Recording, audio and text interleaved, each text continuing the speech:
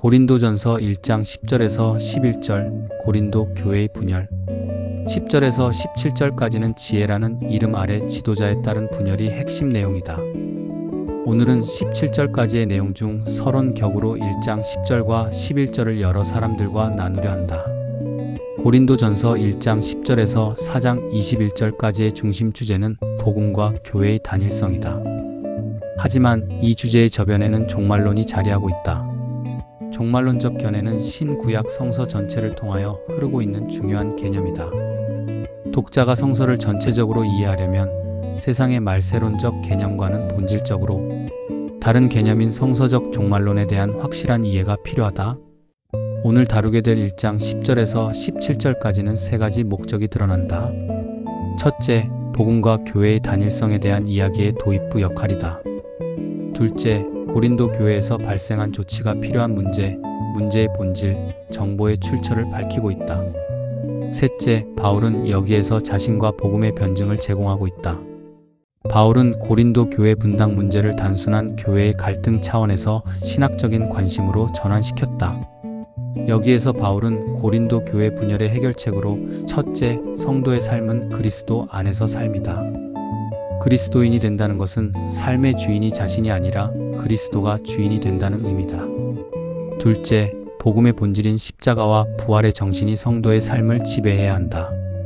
이 점이 성도가 세상의 사람들과 다른 점이다.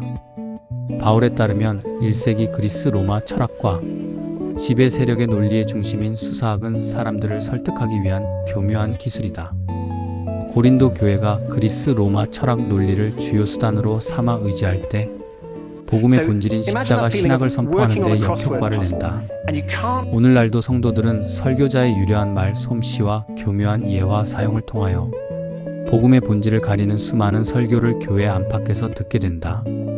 고린도 교회 분열의 이유는 두 가지인데, 먼저는 교회 지도자들을 맹목적으로 추종하고 충성함으로 교회의 다른 무리들과 경쟁하는 행위이다. 이런 행동이 지나치면 교회의 주인이 예수님에서 목사, 장로, 때로는 소수의 리더로 이전된다. 다음은 잘못된 신앙과 그에 따른 행위, 달리 말하면 자기 마음대로의 방식으로 교회 안에서 일종의 엘리트 의식을 조장하는 행위다. 때론 이런 행동은 평등주의라는 가면을 쓰고 자신의 이익만을 추구하는 모습으로 나타난다.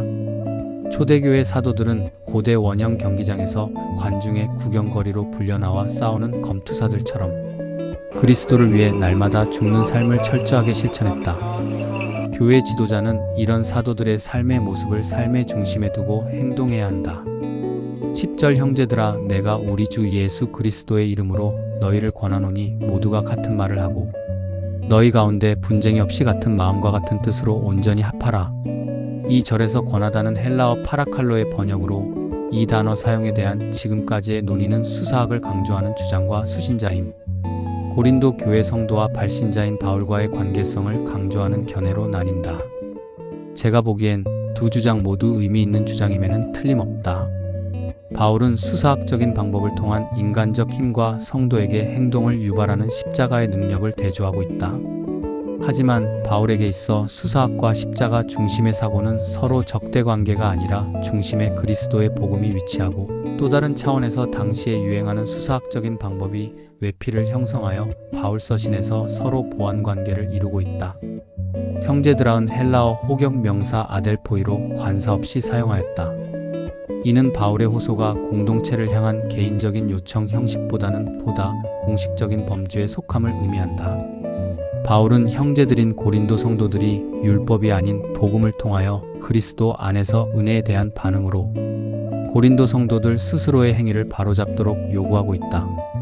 우리 주 예수 그리스도 이름으로는 헬라어 디아투 오노마토스 투 큐리우 헤롬 예수 그리스도의 번역으로 여기에서 예수의 이름이 언급된 것은 예수의 현재성을 강조한 표현이다.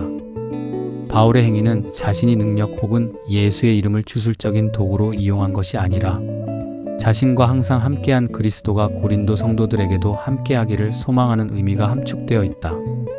이를 티슬턴은 NIGTC에서 발화행위적 허가라 칭하였다. 너희 가운데 분쟁은 헬라어 엔후민, 스키스마타의 번역으로 당파와 파벌은 의미하지 않는다. 지도자들에 대한 교인들의 시기와 다툼에서 시작된 나누어진 의견을 의미한다. 이런 면을 고려하면 개혁 개정의 분쟁보다는 분열이 보다 적절한 번역이다.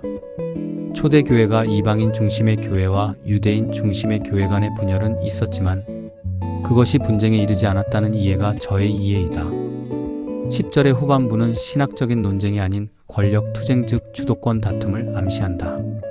전에 언급된 분열에서 바울이 갈라디아서와 빌립보서에 존재하는 분열과는 전혀 다른 방식으로 고린도 교회의 그릇된 가르침을 다룬다.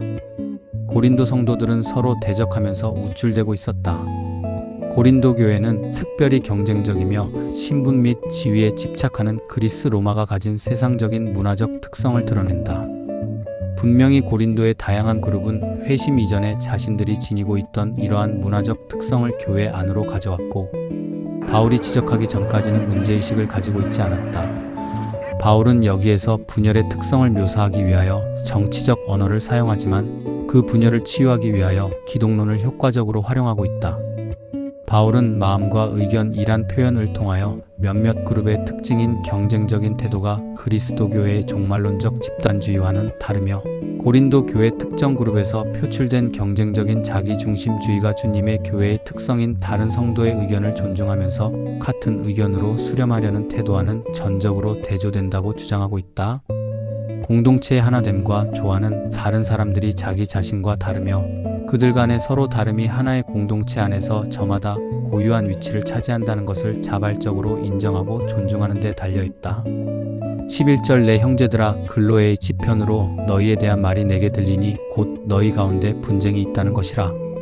이 절에서 내게 들리니는 헬라어 부정과거 수동태 3인칭 단수 에델로스의 번역으로 11절의 시작 단어로 사용되었다. 이 단어의 형용사는 델로스이다. 의미는 분명한 혹은 명백한이다.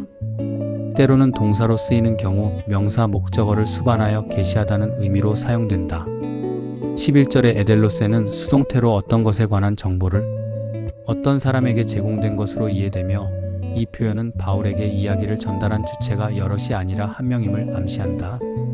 글로에의 집은 헬라어 여성명사 단수 속격인 톤 클로에스의 번역이다.